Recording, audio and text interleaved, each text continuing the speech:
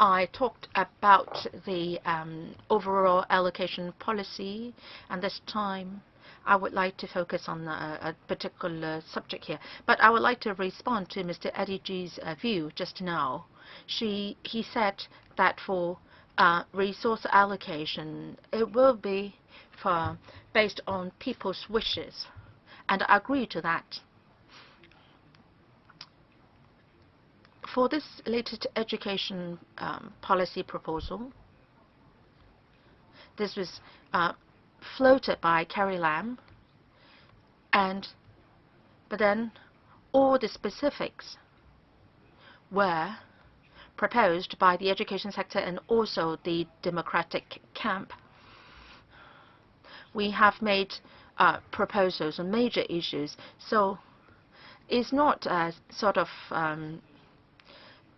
petty favorable measures handed out by the administration. And these are really for the people and from the people.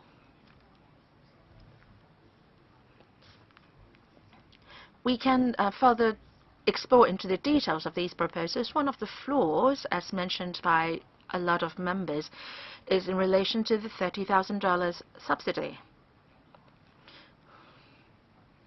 That entails a certain policy consideration, and that is, what is the role and positioning of the UGC-funded institutions? Should they continue to provide self-financed degree programs?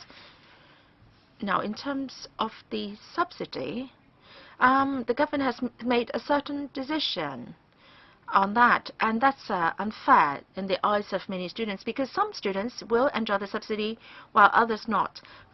For the 33,000 students studying the self-finance programs in the UGC-funded institutions, they will ask why they are not enjoying the subsidy.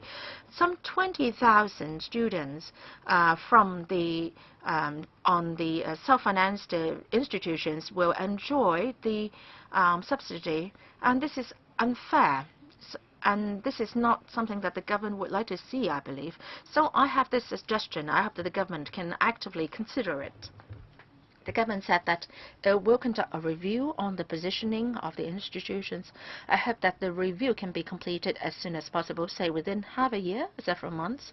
Now, after that is done, you will possibly come up with two proposals. One is in terms of positioning, the UGC-funded institutions can continue with such programs. And if that is the case, for this direct subsidy, that should also be granted to the students in those UGC-funded institutions. If the review output is that result is that they should not continue with such programs, then we should be giving a lump sum grant to those students now studying in these UGC-funded institutions, because when they opted for the program in the UGC funded institution, they would not expect that there was differences in the treatment on the part of the government. So that can help cover all students, and the policy will be made fairer in that. So I hope that this suggestion can be taken on board. I believe that you will not be able to respond immediately to my suggestion, but please consider it seriously. Secretary. Of course, we can consider Mr. Yip's suggestions as one of the suggestions to be considered.